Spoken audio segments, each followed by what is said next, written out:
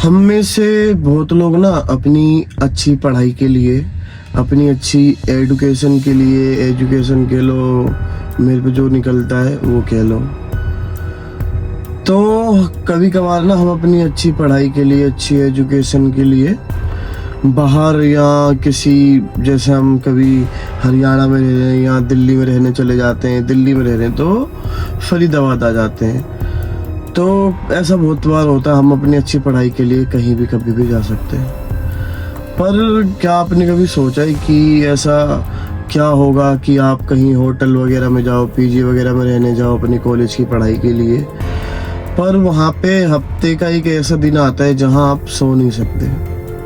अगर आप उस हफ्ते में सो गए तो या तो आप मर मर के उठोगे या पूरा हफ्ता आपका ऐसे जाएगा जो आपने सोचा भी नहीं होगा। आज की स्टोरी कुछ ऐसी होने वाली है। एक ऐसा कैरेक्टर जिसने बात को नहीं माना, उसके जो आसपास वाले तो उन्होंने समझाया कि अगर आप यहाँ पे नए आए हो तो यहाँ के रूल कायदे से चलना पड़ेगा, पर नहीं माना वो। तो स्टोरी को शुरुआत करते इसी के साथ।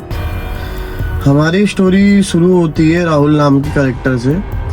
राहुल एक ऐसा लड़का होता है जो अपनी पढ़ाई के लिए काफ़ी पॉजिटिव रहता है कि कुछ भी हो जाए, मेरे को तो पढ़ाई वगैरह करनी है, मैं इस पढ़ाई के साथ ही आगे बढ़ूंगा। और वो अपनी इस पढ़ाई को लेकर के, राहुल जो रहता था वो रत्नागिरी के आसपास रहता था और वो शिफ्ट हुआ था, वो पुणे के होटल में शिफ्ट हुआ था।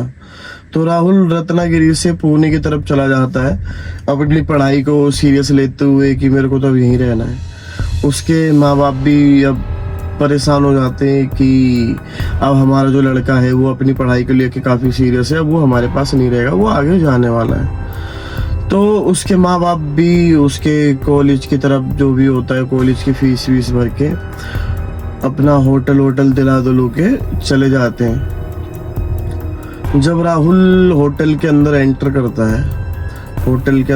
करता है, रिसेप्शनिस्ट होती है, बैठी होती है, उससे कहता है कि मेरा जो रूम नंबर है ऐसे करके रूम नंबर बता दो, मेरे को जाना है। पहले तो रिसेप्शनिस्ट उसे घूर के देखती है, वो घूरती है मतलब लाइक परेशान टाइप की, अब आगे इसके साथ क्या ही होगा।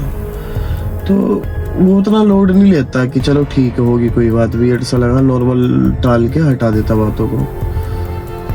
फिर रिसेप्शनिस्ट, जब वो राहुल जाने लगता है, रिसेप्शनिस्ट उससे कहती है कि राहुल एक सेकंड यहाँ पे आना।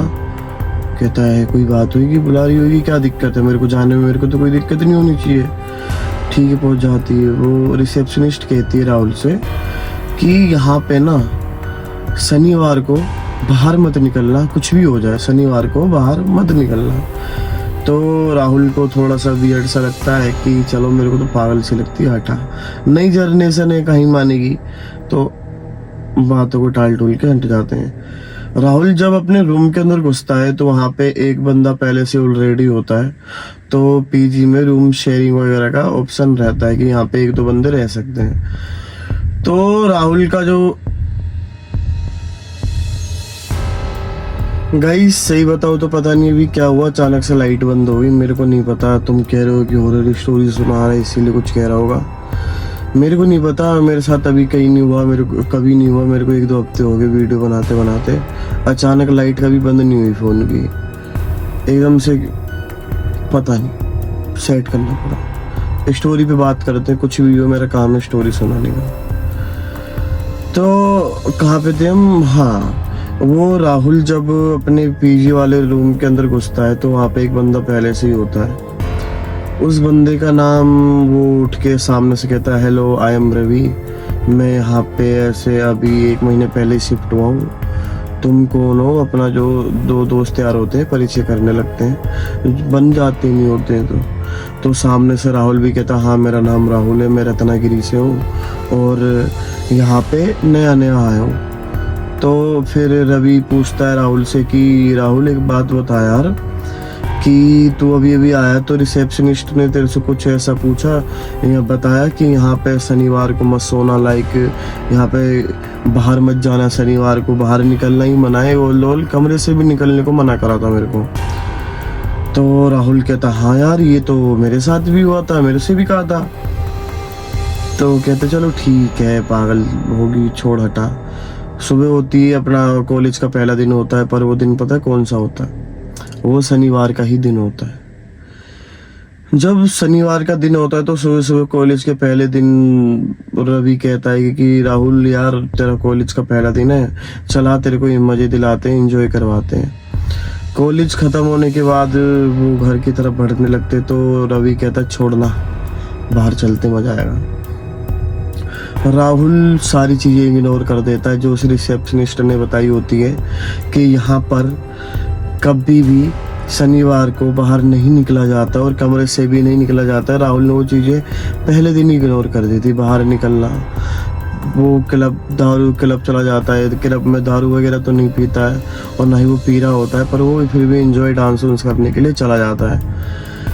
पर कुछ ही समय के बाद जब वो टाइम की तरफ देखता है, टाइम 2-2:30 का टाइम हो रहा होता है, कहता है यार 2 बज गए और मेरे को उसने मना भी करा था कि अब पता नहीं रिसेप्शनिस्ट होगी भी, गेट खुल रहा होगा, कॉलेज का गेट बंद होएगा। एक काम करता हूँ, मैं ये सब चीज़ें खुद ही जाके चेक कर लेता हूँ कि वो गेट खुला हुआ है या बंद है, क्या है, मेरे को समझ नहीं आ रहा। तो राहुल ना तुरंत साथ के साथ ऑटो लेता है और कॉलेज के बाहर पहुँच जाता है। कॉलेज नहीं, हॉस्टल के बाहर पहुंच जाता है। हॉस्टल के गेट भी खुले हुए हैं। वो थोड़ा देख के रह जाते हैं, यार इतनी रात हो गई है, हॉस्टल के गेट किसने खोल रखे हैं? सामने उसे गेट भी खुला हुआ मिलता है, वहाँ पे रिसेप्शनिस्ट भी नहीं है। वो थोड़ा सा कहता चलो नॉर्मल सी बात है, कुछ ही नहीं है। तो फिर वो अपने रूम की तरफ बढ़ने लगता है, धीरे धीरे सीढ़ियों के दबे पाँव, जिससे किसी को पता ना लगे। धीरे धीरे धीरे धीरे जब वो ऊपर की तरफ पड़ता है तो वही सो पता है क्या नोटिस करता है कि कुछ हल्की हल्की सी पायलों की आवाज आ रही है। तो सबसे पहले तो कहता है वही हॉस्टल है ये, वही हॉस्टल में पायल कहाँ से और कौन ही पहनेगा, मेरे को कोई डरा रहा होगा, वो चीज़ें इग्नोर कर देता है। जब वो ऊपर की तरफ जाने लगता है ना कि लंबा सा कॉरिडोर दिखता है उसे और कुछ नहीं दिखता उसमें अंदर। तो ऊपर की तरफ जाता है, हल्का सा पायलों की आवाज़ जब सुनता है वो, तो दीवार की तरफ टिल्ट होके देखता है कोने की तरफ। उसे पता है क्या दिखता है? एक लाल साड़ी में एक औरत है, वो मोमबत्ती लेके घूम रही है, उसकी आवाज़ें उसी की आ रही हैं। वो चौंक जाता है हैरानी में, अब हैरान होने लगता है धीरे धीरे करके साइड में। तो फिर उसे औरत वगैरह दिखती है तो मन में ये सोचने लगता है कि शायद कल रिसेप्शनिस्ट ने भी मेरे को कुछ ज़्यादा ही बोल दिया था और रवि से भी ये बातें कुछ ज़्यादा हो गई हैं, तो शायद करके मेरा कोई वहम होएगा। वो जब नीचे उतरता है, अपने फर्स्ट फ्लोर पे आ जाता है, तो घबराते हुए साइड की तरफ देखता है कि कहीं कोई वापस तो नहीं आ रहा। पर ये जो पायलों की कदमों की जो आवाज़ थी ना, अब उसके और पास से आने लगी थी, जैसे कोई उसके पीछे ही खड़ा हुआ। इतना कहता है भाई अब कुछ भी हो, अब मेरे को अपने रूम की तरफ जाना चाहिए, बहुत हो गया। तो जैसे करके सामने करके रूम की तरफ 1-2 कदम चलता है, पीछे से आवाज आती है कि ये आज की रात मेरी रात है। हक्का बक्का कुछ नहीं दिख रहा सामने, आज की रात मेरी रात है, शांत। वो अब राहुल धीरे धीरे करके घबराने लगा था। इतने के साथ ही जैसे वो सोचता, उसके सामने पता है कौन था? वही लाल साड़ी वाली औरत, बाल आगे करे, एक मोमबत्ती हाथ में। इतनी मोमबत्ती के उजाले के बाद भी उसका जो फेस था वो दिख ही नहीं रहा था। और जो ये जो मंजर होता है ना, बहुत खौफनाक मंजर होता है, शायद किसी को ये सामना करना ही ना पड़े कभी भी लाइफ में, पर राहुल को ये चीज़ें सामना करना पड़ा। राहुल सामने जाता है, राहुल सामने का जाता है, राहुल के सामने वो औरत होती है। राहुल घबराया हुआ होता है पूरा का पूरा। राहुल घबराते घबराते कि नीचे की तरफ गिर जाता है। वो जो औरत है ना उसके पास और सामने ऐसे ऐसे ऐसे ऐसे ऐसे ऐसे बढ़ते हुए आ रही थी। तो राहुल घबरा के चीख के पूरा पूरा ये फलाना ठिकाना इस कदर चीखने लगता है वो। उसे ना वो इस तरह का चीखता है, उतनी जोर चीखता है कि मुझे कोई बचाओ, somebody help me, मुझे कोई बचाओ। इतने के साथ इतनी जोर चिल्लाता है, आधा होटल रात में उड़ जाता है। क्योंकि जब बंदा डरता है ना, या तो वो आवाजें निकालता है या तो फिर उसकी ऐसी आवाज ही नहीं निकलती है, वो फिर सीधा कभी उठ ही नहीं पाता है। तो दोनों में से सबसे पहले राहुल की आवाज निकली, इतनी तेज निकली सारा रूम के हॉस्टल वगैरह बच्चे सब बाहर। रिसेप्शनिस्ट भी बाहर आती है तो मैं कहती है बेटा मैंने मना करा था ना यहाँ मत जाना, यहाँ कमरे के बाहर मत निकलना, और शनिवार के दिन बाहर निकलना मना है, तुमने बात क्यों नहीं मानी। तो राहुल को सबसे पहले तो घबराहट के मारे आवाज नहीं निकलती, थोड़ी देर बाद नॉर्मल होता है। तो कहता है कि मैम ये जो बात है यहाँ पे, जो औरत है ये क्यों है और किस लिए है। सबसे पहली बात है हम अपने ही हॉस्टल में रहते हैं, हम अपने ही हॉस्टल का किराया वगैरह देते हैं, हम अपने ही हॉस्टल में क्यों रहें, डर डरा के क्यों रहें। हम मेरे को नहीं पसंद, मैं क्यों रहूं यहाँ से ऐसे डर डर के, क्यों नहीं है औरत क्या कर रही है यहाँ पे। तो वो जो रिसेप्शनिस्ट होती है, रिसेप्शनिस्ट कहती है बेटा आओ तुम्हें मैं कहानी बताती हूँ। यहाँ पे काफ़ी सालों पहले एक रिसेप्शनिस्ट थी मेरी जगह पे, उस दिन उसका रोका होने को था। तो अपने स्कूल से या अपने जो बच्चे वगैरह आते हैं नए नए, इन चीज़ों में काफ़ी इंटरेस्ट वगैरह लेती थी वो, कि ठीक है उसे शौक था यहाँ पे इस हॉस्टल में काम करने का, और स्कूल में टीचर भी थी वो, दोनों काम एक साथ संभालती थी। तो रिसेप्शनिस्ट की जॉब पे आई थी वो, उसका रोका शाम को होने का था।